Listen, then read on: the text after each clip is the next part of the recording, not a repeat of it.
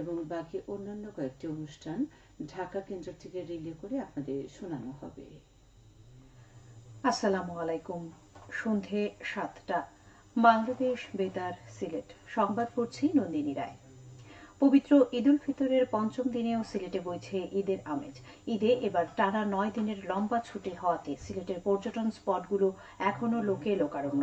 উচ্চ টিলা, ঢেউ খেলানো চা বাগান, নীল জলের লালাখাল, পাথুরে বিছানায় ভেসে চলা ঝর্ণার ধারা কিংবা জলের মধ্যে ভেসে ওঠা অরণ্য রাতারগুল, সঙ্গে হজরত শাহজালাল ও হজরত শাহপরান রহমতুল্লাহি আলাইহির মাজার সহ আরও অনেক পর্যটন স্পট। এ কারণেই বিনোদন প্রেমীদের কাছে সিলেট সবসময়ই পছন্দের তালিকায়। সিলেটের পর্যটন কেন্দ্রগুলোর মধ্যে অন্যতম হচ্ছে জাফলং, সাদা পাথর, লালাখাল, শ্রীপুর, রাতারগুল, পান্থুমাই, মায়াবতী ঝর্ণা, জৈন্তিয়া রাজবাড়ি, ডিবির হাওর, বিছনাকান্দি, লোভাচড়া, মাধবকুণ্ড, চেরাপুঞ্জি, জকিগঞ্জের 3 নদী, সুরমা, কুশিয়ারা, বরাক, মোহনা সহ অসংখ্য চা বাগান। এবারের ঈদের ছুটিতে সিলেটে 10 লক্ষাধিক পর্যটকের সমাগম ঘটতে পারে বলে প্রত্যাশা করছেন জেলা প্রশাসন ও পর্যটন সংশ্লিষ্টরা। পর্যটকদের নিরাপত্তায় নেওয়া হয়েছে বিশেষ নিরাপত্তা ব্যবস্থা। এদিকে ঈদের পঞ্চম দিনেও মৌলভীবাজার জেলার বিভিন্ন উপজেলার দর্শনীয় স্থানগুলোতে পর্যটকদের ঢল কমেনি।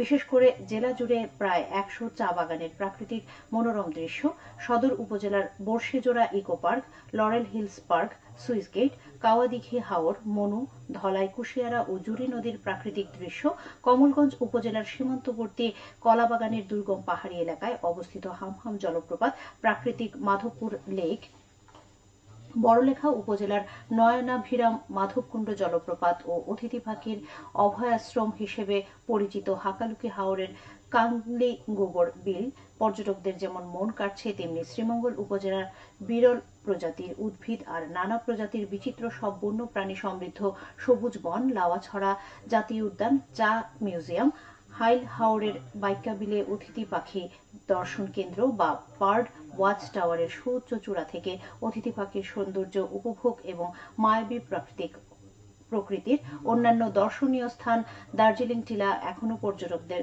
পদচারণায় মুখরিত।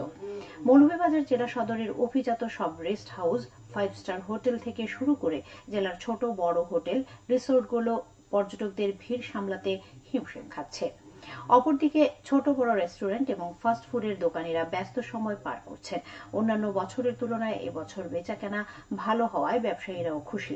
এবারে ঈদ উল ফিতরে সারা জেলায় প্রায় 6 লক্ষাধিক পর্যটকের সমাগম ঘটবে এমনটাই আশা করছেন জেলা প্রশাসন, পর্যটন পুলিশ ও ব্যবসায়ীরা। পর্যটকদের নিরাপত্তা দিতে পর্যটন পুলিশের পাশাপাশি আইন শৃঙ্খলা রক্ষাকারী বাহিনী ও প্রশাসনের পক্ষ থেকে নেওয়া হয়েছে বাড়তি নিরাপত্তা ব্যবস্থা। পবিত্র ঈদ উল ফিতর উপলক্ষে হবিগঞ্জের চুনারুঘাট উপজেলার সাতছড়ি জাতীয় উদ্যানে পর্যটকদের ঢল নেমেছে।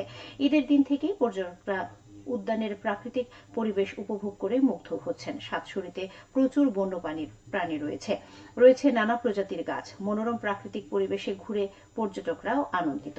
ঈদে পর্যটকদের নিরাপত্তা মনিটরিং করা হচ্ছে, পরিষ্কার করা হয়েছে বসার আসনগুলো। পর্যটকরা উদ্যানের এমন পরিবেশে মুগ্ধ হচ্ছেন। আজ ঐতিহাসিক তেলিয়াপাড়া দিবস। 1971 সালের এই দিনে হবিগঞ্জের তেলিয়াপাড়া বাংলোয় জেনারেল ওসমানীর নেতৃত্বে মুক্তিযুদ্ধ পরিচালনার লক্ষ্যে কর্মপরিকল্পনা বিষয়ে বৈঠক অনুষ্ঠিত হয়। এতে দেশকে 11টি সেক্টরে ভাগ করে 11 জন সেক্টর কমান্ডারকে দায়িত্ব দেওয়া হয়। এতে সেক্টর কমান্ডারগণ ছাড়াও স্থানীয় মুক্তিযোদ্ধারা অংশ নিয়েছিলেন। এ উপলক্ষে আজ মাধবপুর উপজেলা প্রশাসন, উপজেলা মুক্তিযোদ্ধা সংসদ, মুক্তিযোদ্ধা সন্তান কমান্ড সহ বিভিন্ন সংগঠন তেলিয়াপাড়া স্মৃতিসৌধে ফুল দিয়ে শ্রদ্ধা জানায়। মৌলভীবাজারের বড়লেখা উপজেলার সুজানগর বালিকা সরকারি প্রাথমিক বিদ্যালয়ের একাডেমিক ভবন নির্মাণ শেষ হয়েছে। এতে ব্যয় হয়েছে প্রায় 1,80,00,000 টাকা। 5 তলা ভিত বিশিষ্ট 3 তলা এই ভবনের এখন চলছে সৌন্দর্য বর্ধনের কাজ। চলতি মাসের মধ্যে ভবনটি সংশ্লিষ্ট কর্তৃপক্ষের নিকট হস্তান্তর করা হবে বলে আশা করা যাচ্ছে।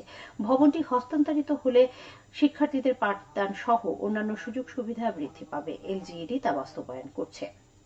সিলেট ও সুনামগঞ্জ সীমান্তবর্তী এলাকায় বিপুল পরিমাণ ভারতীয় পণ্য জব্দ করেছে বর্ডার গার্ড বাংলাদেশ। বিজিবির 48 ব্যাটালিয়ন সীমান্তবর্তী এলাকায় সংগ্রাম, দমদরমিয়া, লোবিয়া, কালাইরাগ, তামাবিল, বাংলাবাজার, শ্রীপুর এবং বিছনাকান্দি বিওপি অভিযান পরিচালনা করে ভারতীয় মোবাইল ডিসপ্লে, বিভিন্ন প্রকার ক্রিম, চকলেট, চিনি, গরু, শুটকি, সুপারি ও মাদকদ্রব্য আটক করে। এছাড়াও বাংলাদেশ থেকে পাচারকালে শিং মাছ এবং চোরাচালানি মালামাল পরিবহনে ব্যবহৃত ইজি বাইক আটক করা হয়েছে। আটককৃত পণ্যের মূল্য প্রায় 2 কোটি টাকা। এদিকে হবিগঞ্জের সীমান্তবর্তী এলাকায় চোরাচালান ও মাদকের বিস্তার রোধে অভিযান পরিচালনা করেছে বর্ডার গার্ড বাংলাদেশ। বিজিবির 55 ব্যাটালিয়ন গত 24 ঘণ্টায় অভিযান চালিয়ে বিপুল পরিমাণ ভারতীয় মাদকদ্রব্য ও ইজি বাইক সহ প্রায় 6 লাখ টাকার চোরাই পণ্য আটক করে। সীমান্তবর্তী চুনারুঘাট, শ্রীমঙ্গল ও মাধবপুর এলাকায় পৃথক অভিযানে এগুলো উদ্ধার করা হয়। সবশেষে আবহাওয়া। রাত 1টা পর্যন্ত পূর্বাভাসে বলা হয়েছে সিলেট সহ পার্শ্ববর্তী এলাকার জন্য কোনো সতর্কবাণী নেই এবং কোনো সংকেতও দেখাতে হবে না। আজ সিলেটে সর্বোচ্চ তাপমাত্রা ছিল 31.7 ডিগ্রি এবং সর্বনিম্ন 24 ডিগ্রি সেলসিয়াস। বাতাসে আর্দ্রতা ছিল সকালে 85 এবং সন্ধ্যায় 85%। আগামীকাল সিলেটে সূর্যোদয় হবে 5টা 41 মিনিটে এবং অস্ত যাবে 6টা বেজে 10 মিনিটে। সংবাদ শেষ হলো। পরবর্তী স্থানীয় সংবাদ প্রচারিত হবে আগামীকাল সকাল 8টা 10 মিনিটে।